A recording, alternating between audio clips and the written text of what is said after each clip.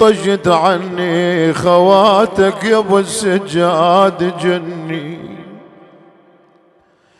جني ويردني شبعا شوف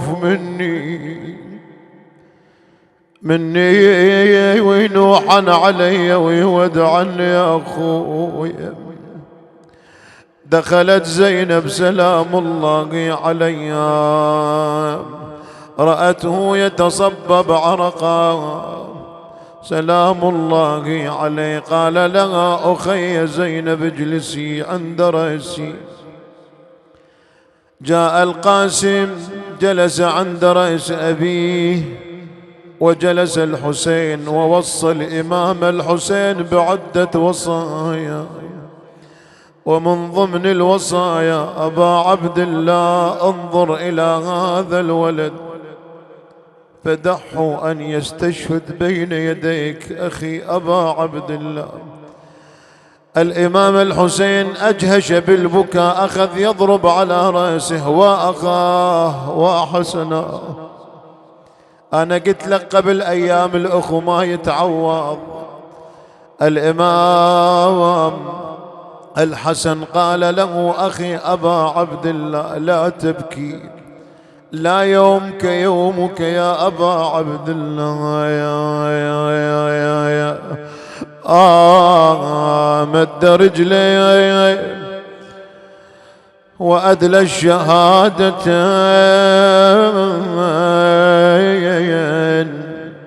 وأسبل يديه ودار عينه بأهل بيته وقضى نحبه. رحم الله من نادى وحسنا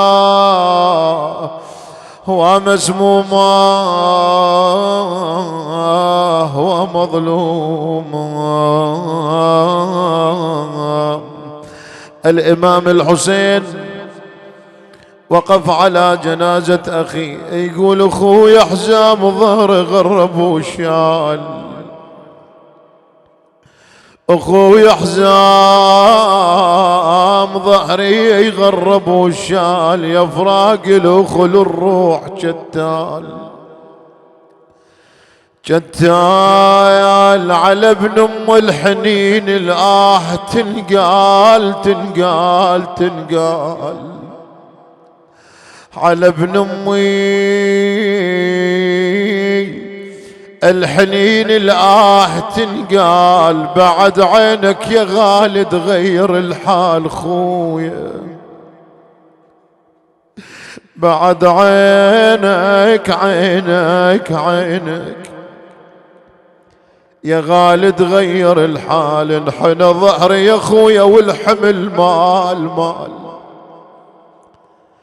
هذا حال الحسين لما فقد الحسن. ها بعد شي يقول حنين ويا الأخ ماكو بحنانه بحنانه أخوي حنين ويا الأخ ماكو بحنانه إذا راح الأخ ما حد مكان مكان. اي والله ابو علي إذا راح الأخو ما حد مكانش ما طال الزمان لجلك عزانة ظل أصفج بدي على الجفان على الجفان. كل ساعة واشوفك جنك تعود خويا كل ساعة واشوفك جنك تعود هسه يرد عزيز ونقعد ردود ردود.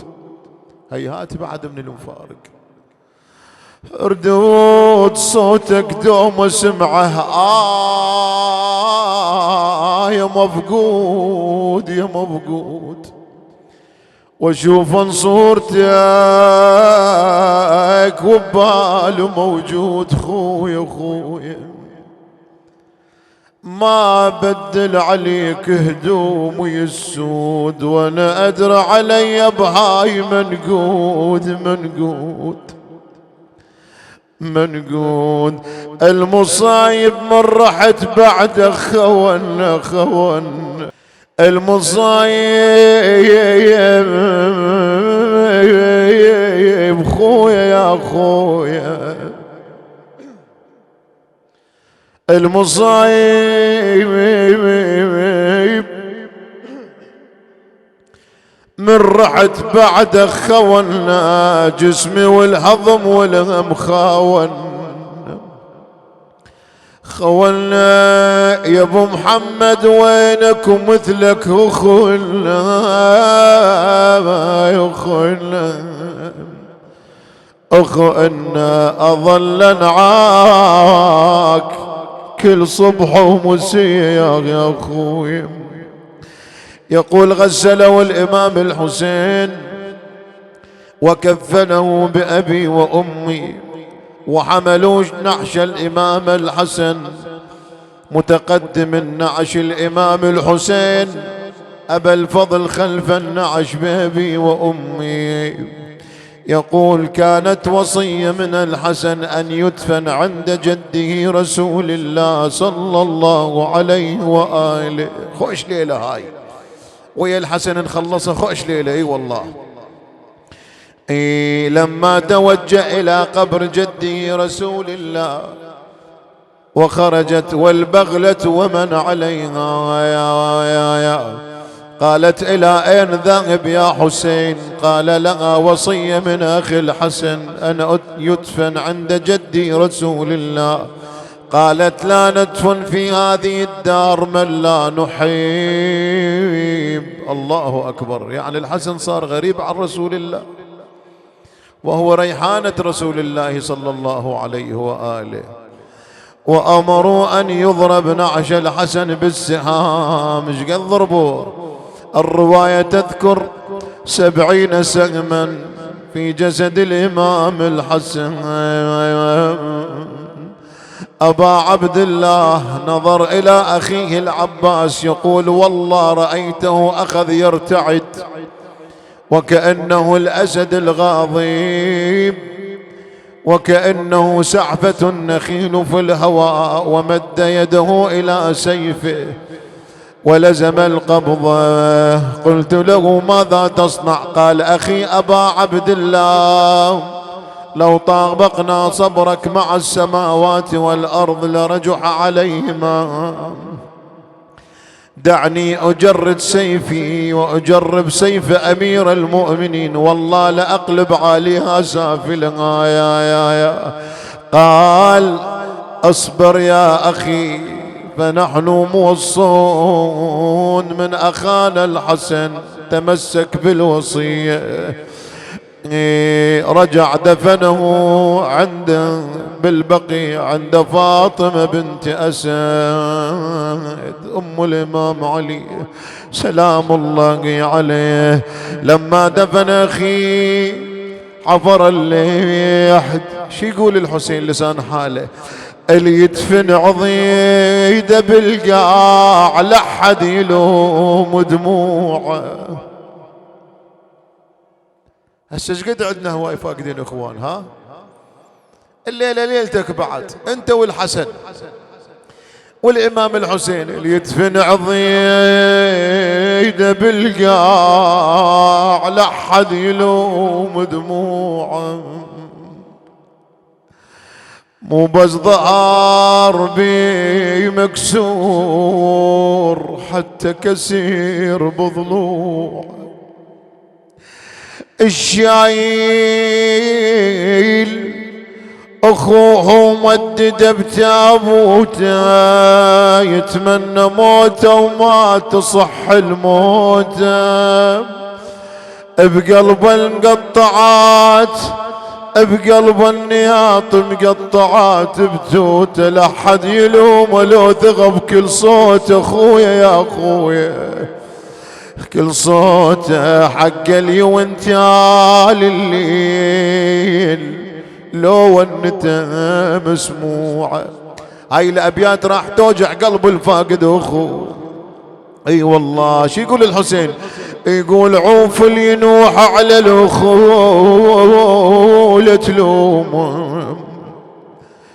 لا تلوم ظهرا انكسر فتاح سبيل هموم.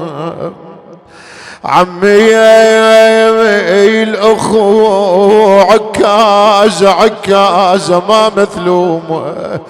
الله لا يفجعك بأخي. عمي الأخو خيل المحن فك باب نار المصيبة بكل كتر لهاب. خويا حيل ارد صيحان يا الحزان ومصاب بجفوفي قبرك انا هليت اترابى عفت القبر من رديت نقلة جديم موجوعة. بعد شي يقولها؟ اشحال اللي ينزل بالقبر نصروحه والباقي منها بالجسم مذبوحه. يا دمعة الفارق محب مفضوحه بويا مفضوحه وعيون الصوار ويعاين لصور النعش مشبوحه. ظلت بالعيون هناك بس صورته مطبوعة. صعبة اللي يخلي العضيد بقبره صعبة والله صعبة اخويا صعبة اللي يخلي له عضيد بقبره ويوقف على اجتاف القبر وينظره. هذا القبل خلص سنينه وعمره قدام عينك ينوضع بالحفرة. آخش كبرها الحسرات طف الزمان شموعه.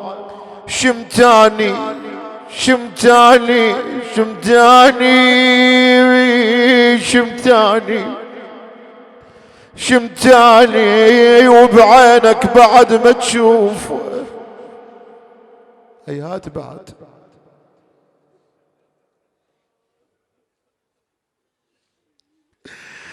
بويا شمتاني وبعينك بعد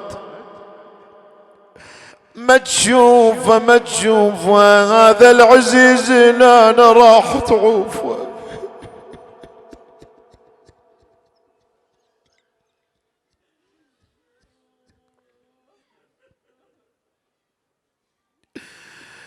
هذا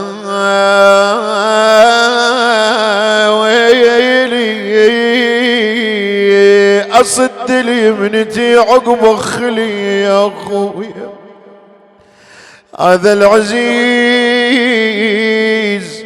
هنا أنا راح تعوفه. جثة بجفن وسط القبور ملفوفة. عندك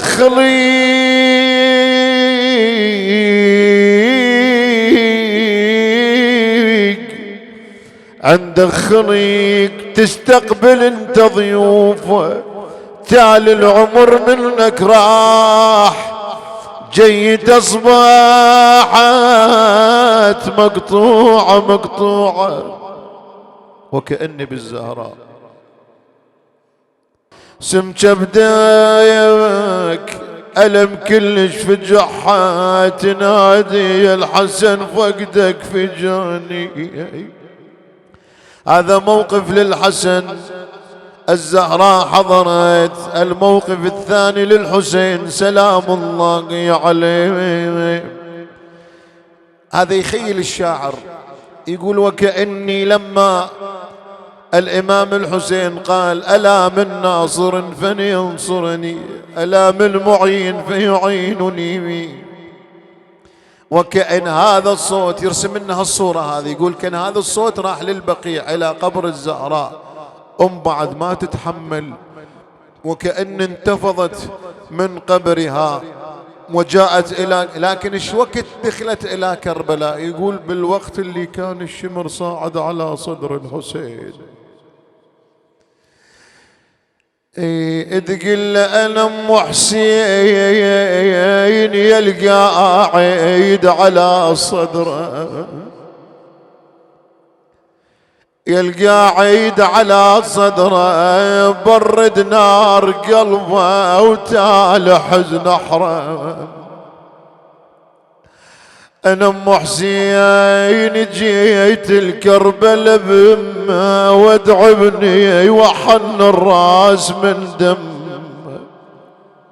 تحكي يا الشمر، تقول له يا الشمر ينطين موي ليشمني وشمه وشمه وشمه وانام وياه طول بطول على الغبره. انا ام حسين يلقى عيد على صدره.